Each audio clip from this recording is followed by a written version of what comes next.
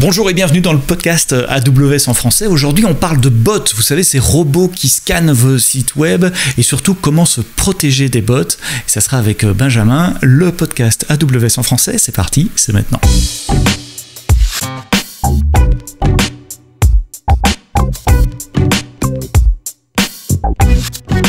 Bonjour à toutes et à toutes, merci d'être là, fidèle au rendez-vous tous les vendredis matins, ou peut-être vous nous écoutez un peu plus tard, le week-end en faisant votre jogging, les courses, en voiture. Je sais que vous êtes nombreux à nous écouter en voiture également.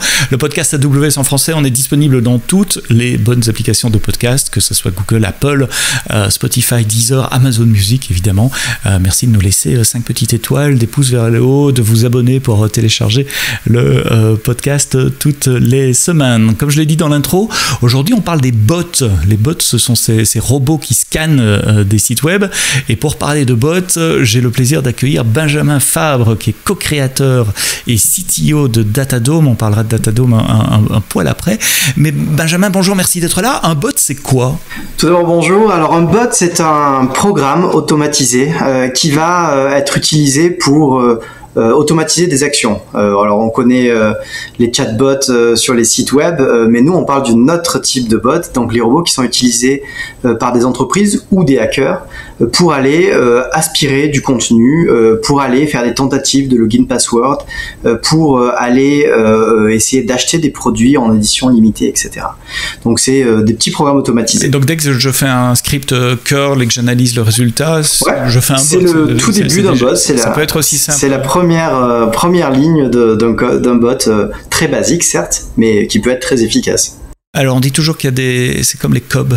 Les COB, il y a des good cop et bad cop, il y a des good bots et bad bots, il y a des bons bots et des mauvais bots. C'est quoi un bon bot que je veux laisser rentrer sur mon site web ? Ouais, donc c'est tous les bots utilisés par les moteurs de recherche, par exemple Google pour créer son index géant a des bots. Son bot s'appelle Googlebot, qui va parcourir Internet pour indexer l'information sur tous les blogs, les sites médias, les sites corporate, pour fournir son moteur de recherche géant. Les réseaux sociaux aussi sont des good bots en général du point de vue de nos clients. Facebook, lorsqu'on partage un lien sur Facebook, Facebook va télécharger automatiquement la page pour faire un joli snippet avec une belle image, un résumé, etc. Un cache aussi éventuellement ? Ouais, il peut y avoir des caches aussi qui vont prendre les pages pour pouvoir les distribuer plus rapidement localement. Et puis tout un tas d'outils que la plupart des sites e-commerce ou des sites internet et des applications mobiles vont utiliser pour mesurer la performance de leur site web par exemple. Donc il y a des bots qui vont aller vérifier le temps de réponse, temps de chargement des pages en permanence. Et tout ça, nos clients veulent les autoriser pour continuer à bénéficier soit de la visibilité sur les moteurs de recherche, soit de métriques sur leurs applications. Évidemment, je ne veux pas bloquer le bot de Google. Venez. Exactement. On a d'ailleurs le plus souvent possible. La petite anecdote, c'est qu'on a mis une double confirmation sur notre dashboard pour s'assurer que les clients ne fassent pas de boulettes en bloquant Googlebot, parce qu'on n'a jamais vu ça dans notre histoire. Et les bad bots, c'est quoi alors ? C'est tout le reste, c'est tous les bots mal intentionnés. Alors, tu as parlé tentative de détournement de contenu ou d'aspiration de contenu. Tu as parlé des brute force attacks sur les pages de login, username, password. C'est ce genre de trafic-là ? Ouais, exactement. C'est globalement toutes les actions que des hackers ou des boîtes malicieuses vont automatiser pour les industrialiser. Donc, ça peut être...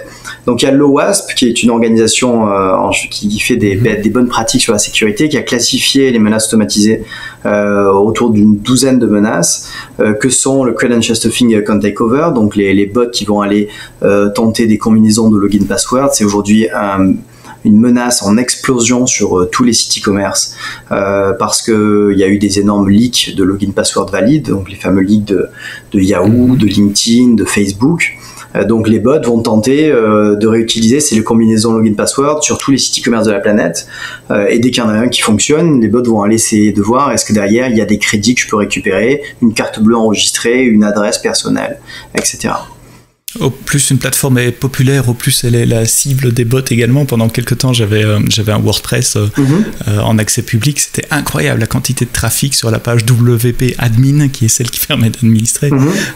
C'est colossal. Les plateformes comme WordPress, qui sont extrêmement populaires, du coup, sont la cible parce que c'est souvent mal sécurisé, ou enfin ça peut être utilisé par de façon plus ou moins secure, et du coup ça génère génère des appels de bots qui vont tenter la page login avec des passwords par défaut, par exemple.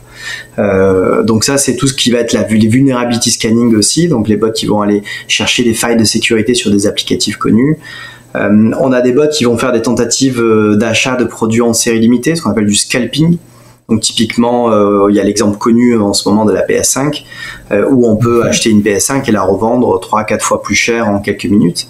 Donc il y a des bots qui vont surveiller en permanence Internet pour aller rechercher est-ce qu'il n'y a pas des stocks qui se libèrent sur la Fnac, la Redoute, Darty, etc. Pour essayer d'aller acheter les produits et faire des bénéfices. On dit souvent qu'Internet c'est le Far West. Quelle est l'ampleur du phénomène? On parle de quoi en quantité de trafic? Ouais, le phénomène est colossal. C'est à peu près la moitié du trafic sur Internet qui est automatisé. Et dans cette moitié... Je t'arrête parce que c'est voilà, mind-blowing, comme on dit en anglais. La moitié du trafic Internet aujourd'hui vient de robots? Exactement. Une page sur deux chargée sur un site web ou une application mobile est faite par un robot. Alors certains sont bons, hein, mais une partie majoritaire est du trafic de bad bots qui viennent faire aussi, il y a du DDoS, on n'en a pas parlé, mais des attaques violentes pour faire tomber des sites. On a pu voir ça dans le cas de certaines élections. On protège le New York Times par exemple, dans le cas de la campagne aux US. Il y a des attaques étatiques aussi qui veulent essayer de bâillonner des journalistes et des médias.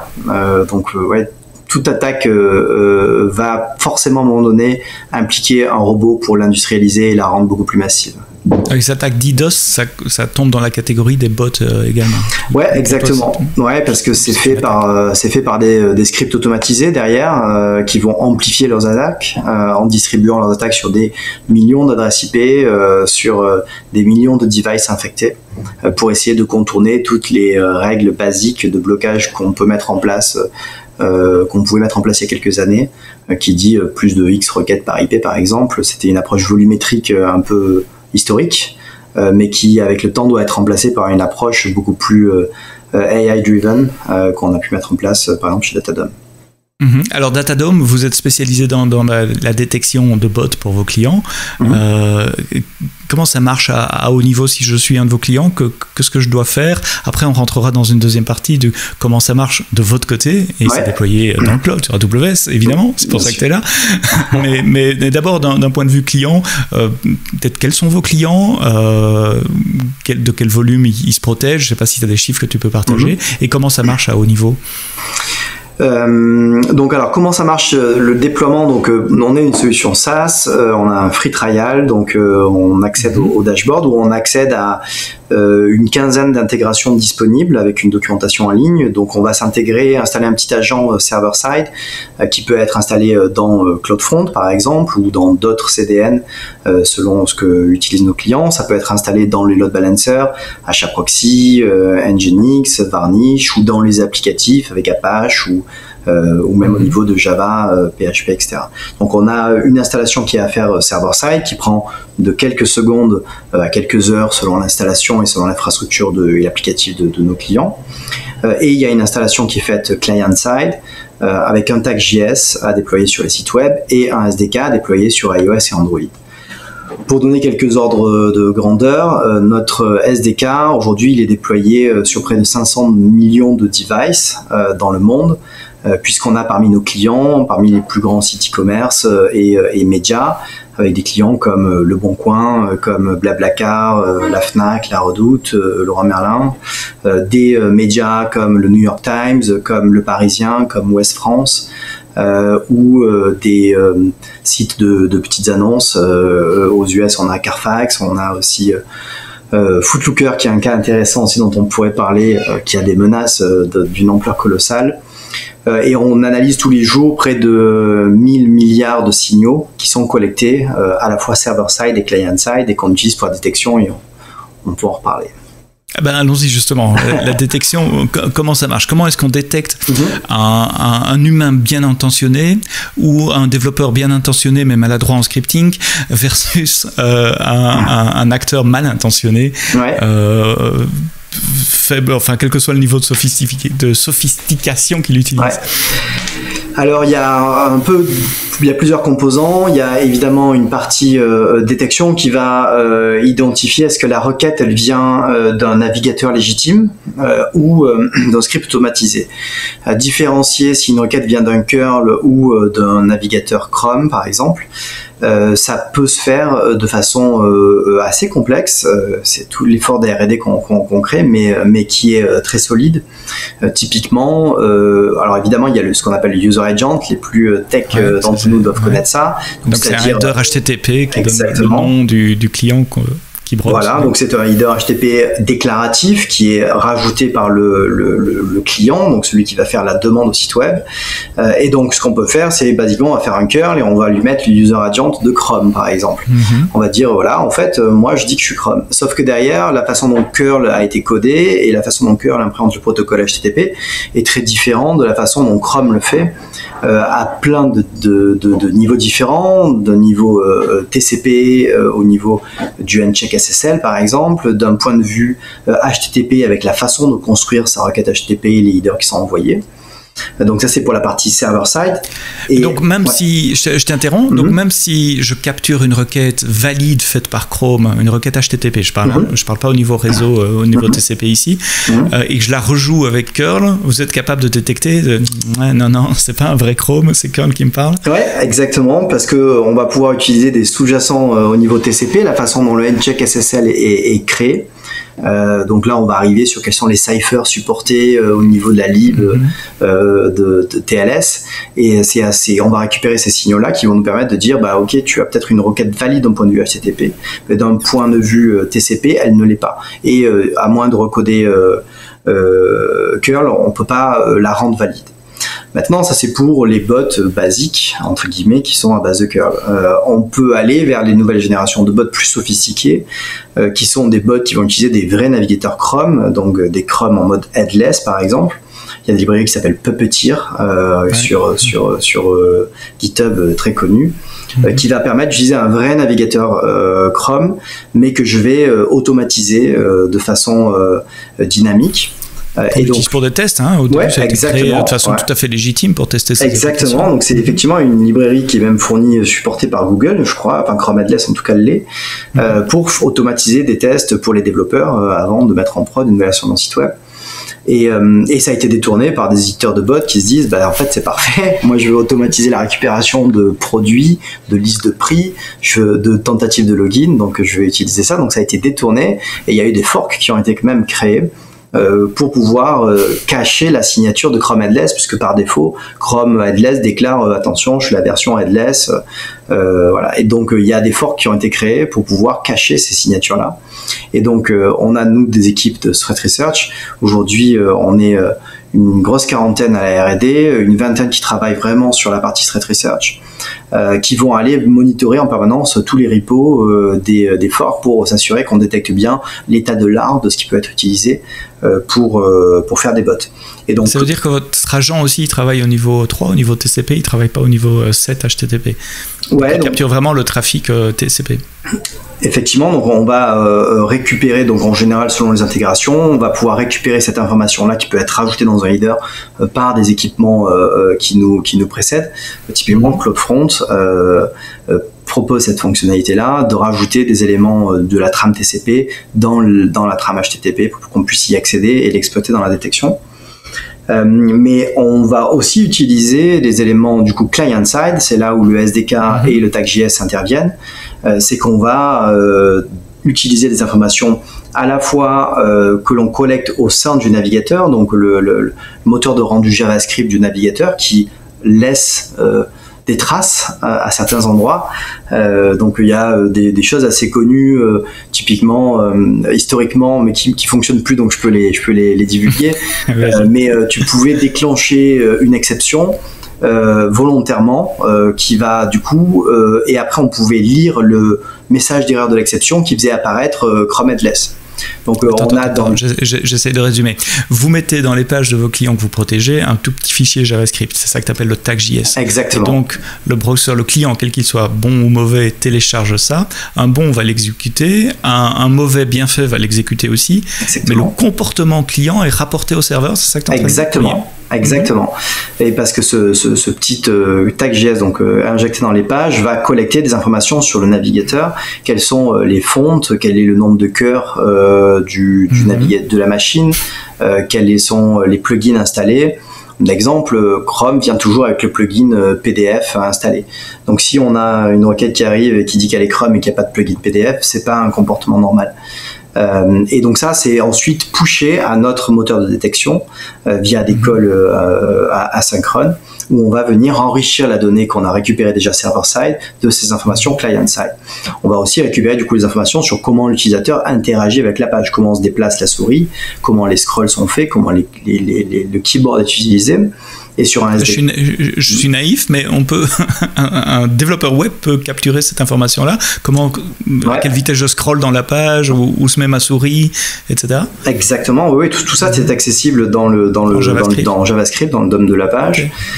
Et nous on les collecte et on les partage. Alors on peut faire un petit encart sur un sujet un peu connexe, mais ça a fait partie aussi des grosses failles de sécurité récentes, puisque tous les sites web embarquent des dizaines de JavaScript de third party. Et c'est un des risques, c'est que un des third party se fasse hacker et commence à collecter des numéros de carte bleue, des logins, des passwords, puisqu'on peut même accéder aux informations qui sont saisies sur le site web. Donc côté Datadom, nous on ne collecte pas d'informations sensitives, donc on ne collecte pas qu'est-ce qui est tapé, on ne collecte pas quelles sont les informations qui sont soumises dans les formulaires, mais en revanche, comment l'utilisateur, les métadonnées, comment l'utilisateur interagit avec la page, déplace sa souris, etc. Donc tout ce qui n'est pas sensible en termes de GDPR et même de sécurité, mais qui va nous donner des insights sur est-ce que c'est un bot qui va passer de page en page sans aucune interaction avec la page, est-ce que la souris se déplace de façon cohérente au sein de la page, ou est-ce qu'on sent que c'est une action automatisée. Ouais, donc si je clique sur tous les liens en moins d'une seconde de la page, ça va être suspicieux. Si j'attends un peu et que je scroll et que je lis, etc., on peut se dire tiens, il y a une vraie personne là derrière ce browser. Ouais, et donc exactement. vous combinez donc les données réseau dont tu as parlé, les données de l'app avec le tag JS et puis le comportement d'utilisateur dans la page. Et puis tout ça, ça part où? Ça part chez vous? Et est-ce que c'est en temps réel? Est-ce que c'est en batch? Comment ça se passe? Ouais, alors c'est en réel parce que les bots ne permettent pas de prendre de repos. Donc la partie server-side fait un appel synchrone à notre infrastructure, dans lequel on est déployé aujourd'hui dans 25 POP. Je reviendrai peut-être tout à l'heure en détail là-dessus. Et on va pouvoir prendre une décision en temps réel. Donc aujourd'hui, lorsque tu accèdes au site d'un de nos clients, Datadom, notre API, va être interrogé pour savoir si on laisse ou pas passer la requête et si on autorise ou pas à charger la page. C'est la seule façon de se protéger des bots qui sont aujourd'hui tellement sophistiqués qu'ils peuvent se distribuer par exemple sur 1 million d'adresses IP. On voit des attaques de credential stuffing très régulièrement chez nos clients où on a une requête par IP par jour qui va faire une tentative de login. C'est des approches que tu ne peux pas détecter de façon asynchrone ou de point de vue volumétrique, tellement elles sont distribuées et subtiles. Discrètes. Exactement. Et tu disais 500 millions de clients qui sont donc les clients de vos clients, 500 millions d'utilisateurs qui collectent des données ou pour lesquels vos clients collectent les données dont on a parlé, vous les envoient. Ça doit faire une quantité de données monstrueuses à recevoir de votre côté. Tu peux partager des chiffres Exactement. Aujourd'hui, c'est les 1000 milliards d'events qu'on traque par jour. Donc c'est un volume 1000 milliards. Donc c'est un volume vraiment colossal et qu'on traite en temps réel.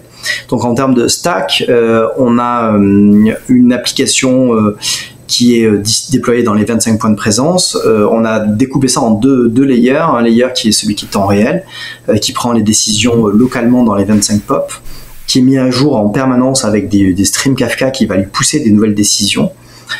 Et lui-même va pusher toutes les informations collectées dans un deuxième layer qui est dans notre core point of presence, qui va faire la détection comportementale en agrégeant les informations collectées des 25 POP et qui va nous permettre de faire de l'analyse plus comportementale de session, comment l'utilisateur au fil des requêtes a évolué sur le site web et potentiellement décider qu'à un certain moment donné on a suffisamment d'éléments pour nous permettre de décider que c'est un bot et de repousser l'information dans les 25 POP.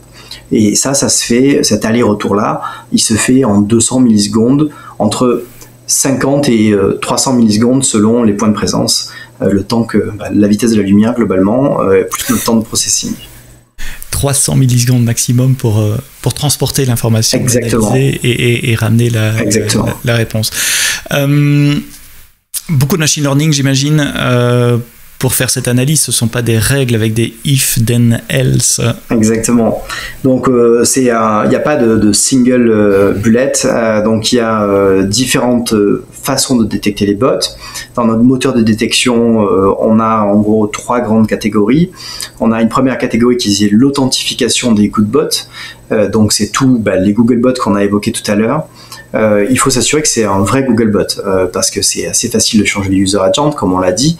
Donc envoyer une requête en disant je suis Googlebot, il faut pas que ça crée une whitelist derrière parce qu'effectivement les sites ont tendance à être très généreux avec Google et ils ont bien raison, mais il faut pas que ce soit exploité et spoofé par des bad bots. Donc on va authentifier les good bots, authentifier les partenaires avec des méthodes d'authentification fortes à base d'IP, de reverse DNS, de tokens, etc. On a une deuxième stream de détection qui est toutes les signatures de bots connus.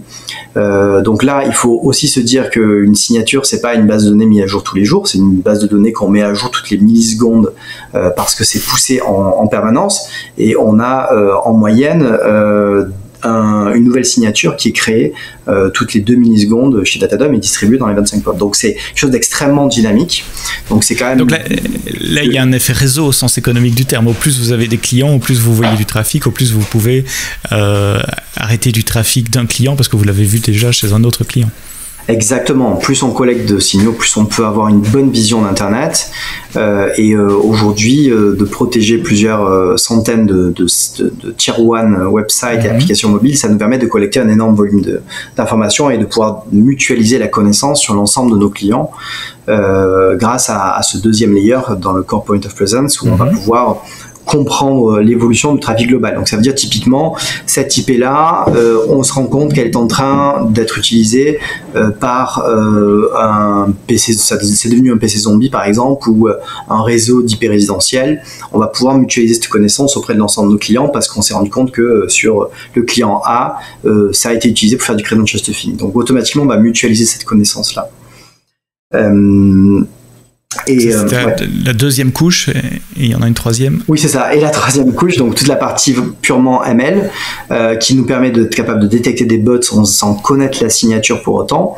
Et avec là 3 parties, on a des algos de ML supervisés, donc qu'on va entraîner dans notre layer 2 pour repousser des nouveaux modèles aussi. Là, c'est une question d'enjeu de temps, hein, et il faut vraiment avoir en tête. C'est vrai que les use cases de ML dont on parle souvent, ça va être de la reconnaissance d'image, de la reconnaissance de texte, de la reconnaissance de voix, sur lequel ça change très peu, parce que les corps humains ne changent pas, ni les objets. En revanche, nous, notre enjeu, c'est d'être capable de mettre à jour très très rapidement les modèles, parce que les bots évoluent très très vite. Donc on a dû développer toute une pipeline de building de modèles et de déploiement des modèles très rapides pour être capable de faire évoluer notre capacité de détection en même temps que les bots évoluent. Et on a aussi du non supervisé pour couvrir d'autres types d'attaques avec un système qui est, on va probablement d'ailleurs en faire un papier, où on a de l'outlier detection qui va déclencher un algorithme de classification. Donc on voit une évolution très forte du trafic dans un pays par exemple, ou de façon générale sur un endpoint de login, et derrière on va avoir des algos qui vont aller classifier pour essayer de trouver des patterns cohérents au sein de ce trafic là qui n'étaient pas présents avant. Donc la difficulté lorsqu'il y a un pic de trafic, savoir est-ce qu'il est légitime ou illégitime. Typiquement on protège oui SNCF, quand Emmanuel Macron annonce la fin du confinement, ça génère un pic de trafic colossal que on doit pas bloquer, bien qu'il soit inhabituel. Et on n'est pas informé à l'avance de tout ce genre d'événements. Exactement. Équivalent sur le confinement, lorsque Macron annonce le confinement, là pour le coup, on voit un pic d'explosion de trafic sur nos clients Drive et livraison à domicile avec dans nos clients on a des Leclerc, on a Intermarché et on a des pics de trafic. Et là c'est pas des pics de trafic bot et on veut pas l'impacter. Donc être capable lorsqu'il y a des événements anormaux d'être capable de prendre une décision très vite, est-ce que c'est du trafic légitime ou pas. Ça, on le fait avec du clustering et avec notre feedback loop, qui est que lorsqu'on bloque, la plupart du temps, on va afficher un challenge qui peut être un CAPTCHA. Si le challenge est passé, on va considérer que ce cluster de trafic qui n'était pas présent avant est un trafic légitime et pas un trafic bot. Quand tu dis un CAPTCHA, c'est pour l'utilisateur vraiment qui est derrière la page web. Ouais, exactement. Donc lorsqu'on va bloquer, lorsqu'on prend la décision de bloquer, on va pas hard bloquer parce que ça pourrait impacter le business de nos clients, mais on va inclure un challenge comme un CAPTCHA et qui va permettre à l'utilisateur de se débloquer et de nous d'apprendre de ça et de se dire on a fait une erreur, on a challengé un humain, on n'aurait pas dû. Et on va pouvoir prendre de ça et mettre à jour les algos de ML. Et aujourd'hui, nous, on garantit à nos clients un taux de CAPTCHA qui est autour de 0,01%. Donc, ça veut dire que 99,99% du temps, les utilisateurs de nos clients ne sont pas confrontés à aucune dégradation de l'expérience utilisateur. Et ça, c'est visible sur nos dashboards. On fournit des KPI en temps réel pour mesurer quel est le taux de CAPTCHA passé. Je termine sur l'AIML avant de rebondir sur la partie scalabilité dont tu as parlé. AIML, donc du training plusieurs fois par jour. Vous traînez en permanence, j'ai envie de dire, en continu vos modèles, c'est vraiment comme ça que ça marche. Et est-ce que vous utilisez les services plutôt managés, genre SageMaker, ou est-ce que vous le faites à la dure avec des instances EC2 spécialisées et puis vos spécialistes qui installent et gèrent les frameworks eux-mêmes? Ouais, alors on le fait. Alors il y a deux parties. Il y a une partie data science où on peut être amené à utiliser des services managés pour la partie un peu exploratoire, construction, test. Ensuite, dès qu'on arrive dans une partie industrialisation, aujourd'hui nos enjeux de volume et de performance nous ont poussé à utiliser nos propres solutions. On utilise soit des développements que l'on a fait en interne basés sur des papiers de recherche, soit des frameworks. Aujourd'hui, on utilise pas mal CatBoost, qui est un framework très performant.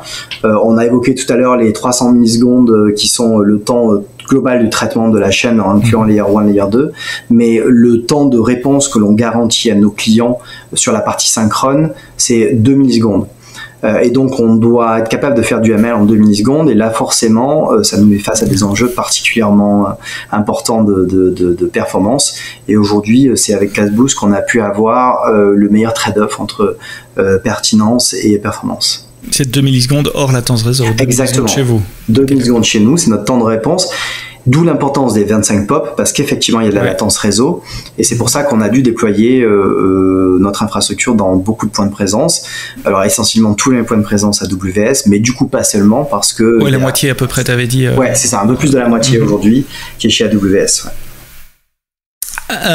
Alors justement, latence, réseau, scaling, comment on scale quand oui SNCF vous envoie des millions de requêtes. J'ai donné des cours à AWS pendant quelques années et j'expliquais autoscaling, et je suppose que la plupart de nos auditeurs connaissent autoscaling.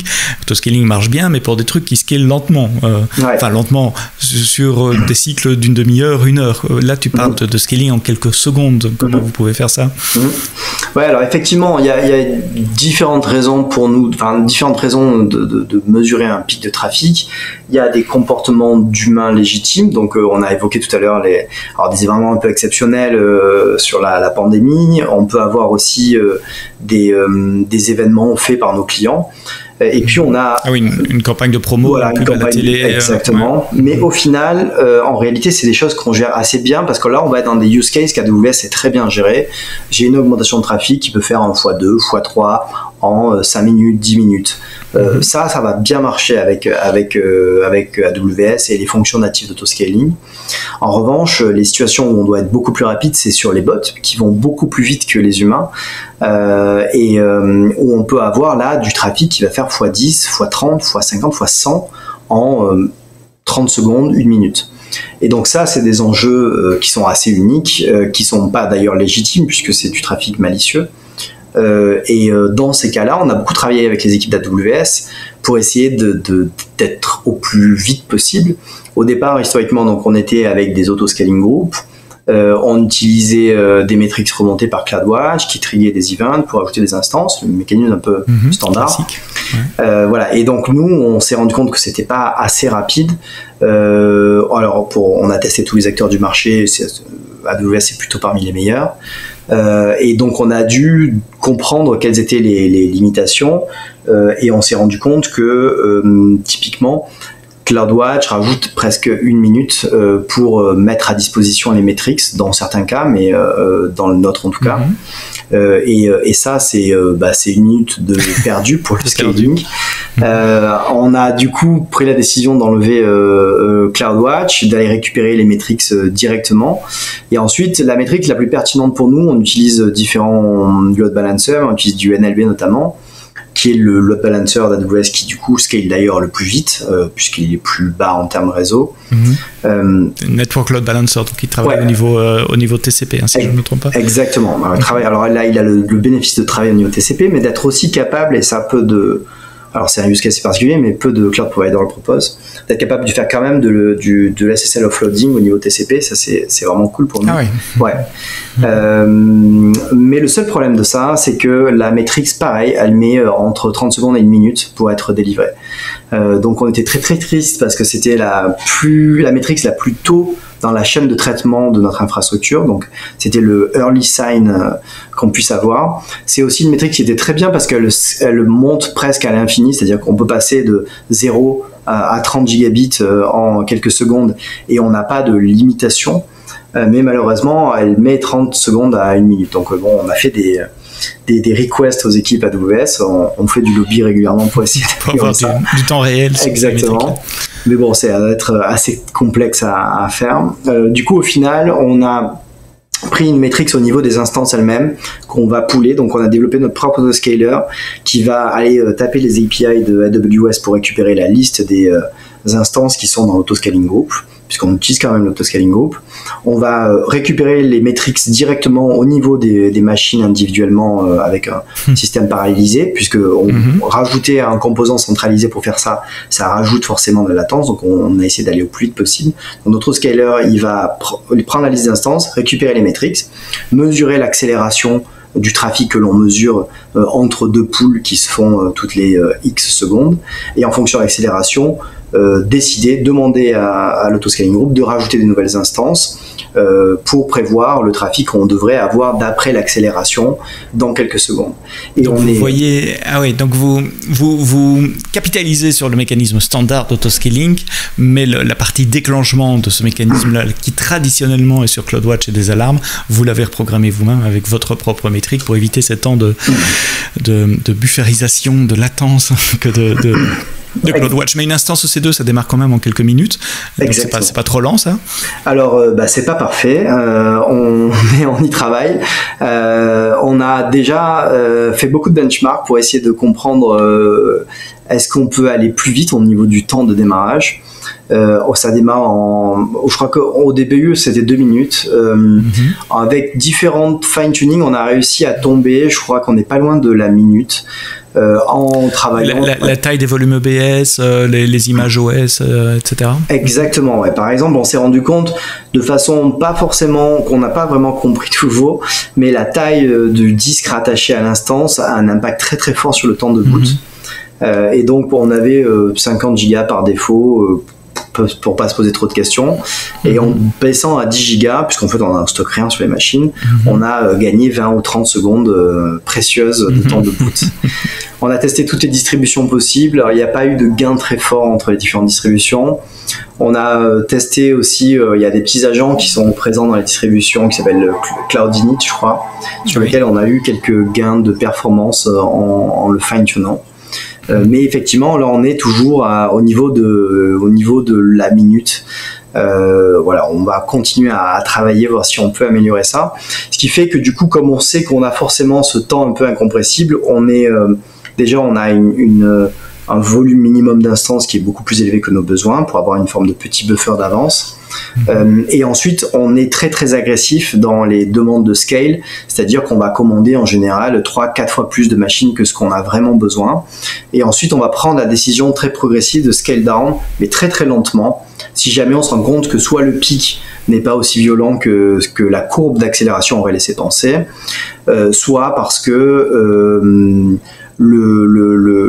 l'attaque est terminée, mais comme les attaques elles peuvent repartir très vite, c'est pour ça qu'on est très très lent. Donc on peut mettre facilement 1 heure, 2 heures à scale down parce qu'on veut se prémunir d'un redépart d'une attaque. Je suis content que tu dises ça parce que c'est une des meilleures pratiques, une des bonnes pratiques qu'on enseigne dans les cours AWS d'architecture, c'est scaler agressivement, scale down progressivement. Ouais. Et je suis content que tu l'expliques comme ça parce que ça illustre exactement cette best practice. Je t'ai interrompu, tu disais.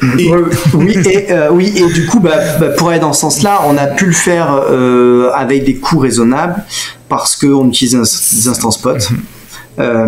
Et ça a été aussi un des apports de nos équipes, de nos account managers AWS, qui nous ont assez tôt suggéré de faire ça, et on l'a fait, et ça nous a permis de réduire très significativement notre facture, et le fait que notre application soit plutôt stateless, alors elle est stateless, mais l'état est mis à jour très très souvent par Kafka, mais du coup de pouvoir démarrer une machine où ça nous pose zéro problème dans notre applicatif, et du coup c'est très compatible avec les instances POT, et les mécanismes qu'a proposé AWS au fil du temps fait qu'on peut avoir vraiment le beurre et l'argent du beurre, c'est-à-dire le prix d'une instance POT avec la stabilité d'AWS.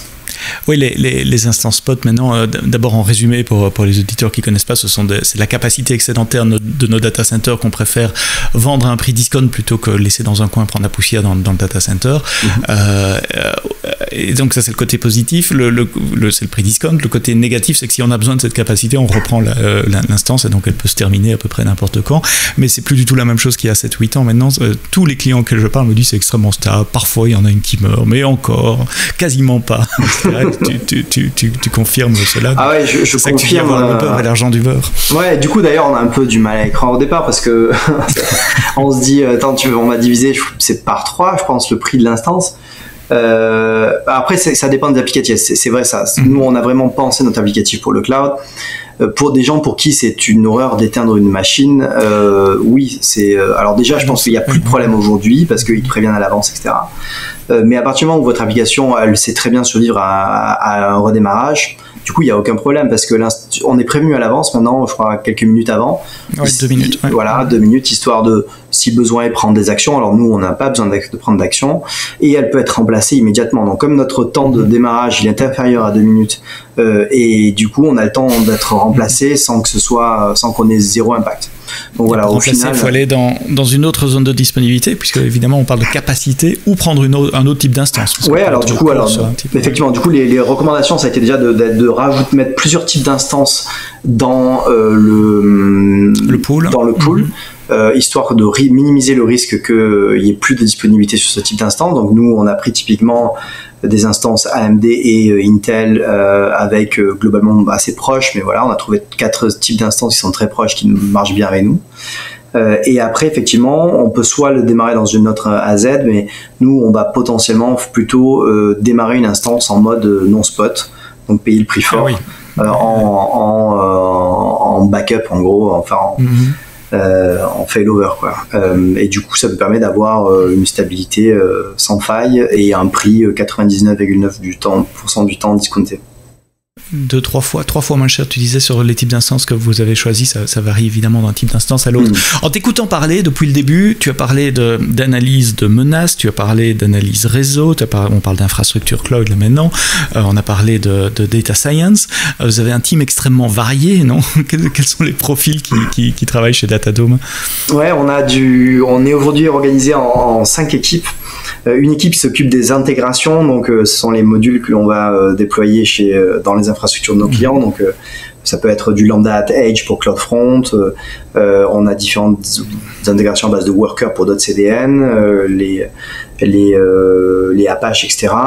On a une équipe qui travaille sur les SDK, l'intégration client-side, parce qu'on est déployé sur c'est 500 millions de devices aujourd'hui, donc on a des enjeux aussi de qualité et de stabilité de notre SDK, qui fait qu'on a d'excellents ingénieurs mobiles.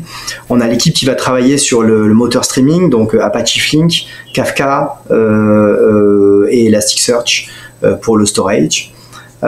Et on a l'équipe infra, on a nos 25 POP, donc ça nous met face à des enjeux de monitoring, de scalabilité permanent assez fort et de provisioning parce que tout le monde n'est pas AWS et donc forcément c'est pas toujours aussi smooth.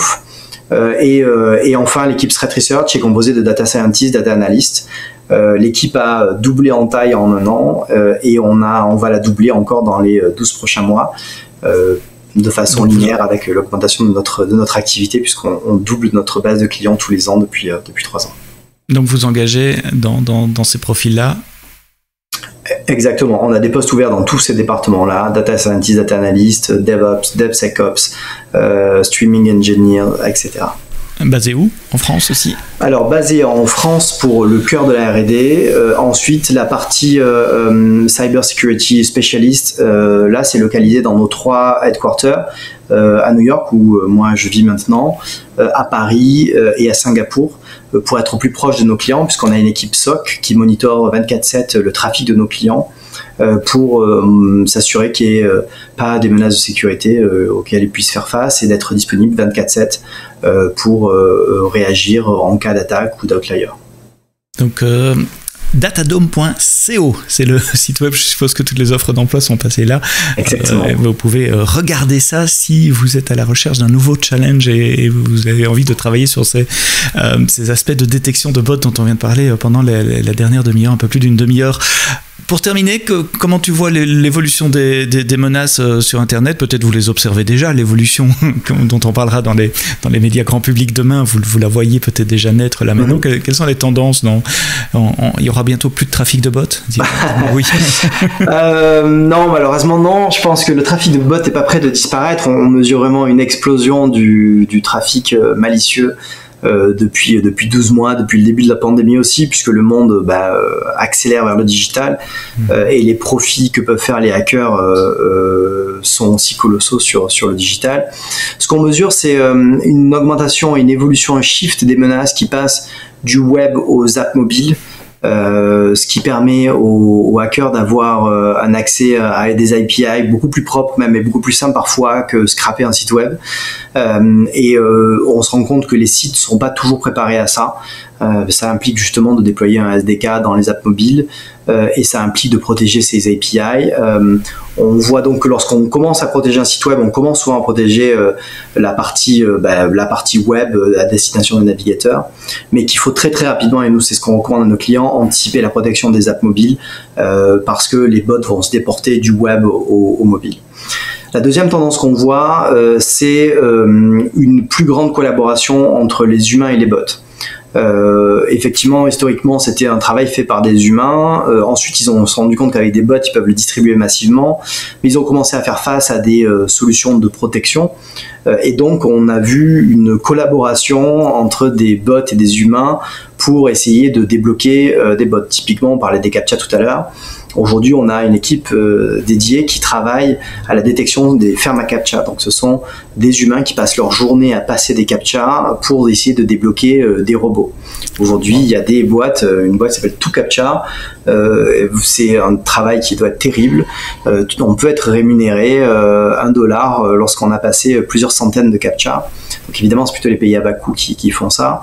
Et donc nous, on a développé des technologies de détection à base de ML de ce type d'activité-là. Donc on voit que le bot, le trafic, les menaces sont plus seulement automatisées, elles sont plus seulement humaines. C'est un mix des deux. Un mixte. Ouais, et du coup, c'est ce vers quoi on va nous aujourd'hui. On a développé beaucoup de technologies autour de la menace en général, qu'elle soit humaine ou bot, et pour protéger nos clients, quel que soit le vecteur d'attaque finalement, qui peut toucher les sites de nos clients. Et c'est un jeu du chat et de la souris, il y aura toujours une nouvelle technologie ou une nouvelle manière de faire, et puis on réagit à ça, un peu comme la scène du jailbreak dans les mobiles. Ouais, oui, c'est un jeu du chat et de la souris, motivé par l'argent forcément, et donc d'un équilibre financier. Un de nos objectifs, c'est d'augmenter le coût très significativement pour rendre l'équation non profitable pour les hackers. Et donc c'est un jeu du chat et la souris. Eux essayer de minimiser leurs coûts et nous essayer de leur faire augmenter. Donc justement, par exemple avec l'utilisation des fermes à CAPTCHA, lorsqu'ils impliquent des humains, ça augmente quand même le coût de leurs activités. Et nous on essaye de le rendre dérentabilisé. La vie la plus compliquée possible, la plus chère possible. Conversation passionnante sur comment détecter le trafic mal intentionné sur vos sites web et sur vos API avec datadome.com. Si vous scrollez un peu... .co, pardon. En plus, je le voyais .co devant moi et je dis .com. Datadome.co. Et quand vous scrollez un peu dans votre application de podcast, vous avez le lien là, vous pouvez cliquer directement. Que ce soit pour tester, tu as dit qu'il y avait un test gratuit possible, on peut tester sur son site web, ou que vous soyez intéressé par un des nombreux rôles ouverts pour rejoindre l'équipe de Datadome et travailler sur ces technologies et aider le monde, ou en tout cas l'internet, à être un poil meilleur tous les jours. Une noble cause. Benjamin, merci pour ton temps et de nous avoir expliqué tout ça. Merci à vous qui êtes restés jusqu'au bout du podcast AWS en français. Rendez-vous la semaine prochaine pour ma petite revue de presse bi-hebdomadaire, donc les nouveautés d'AWS.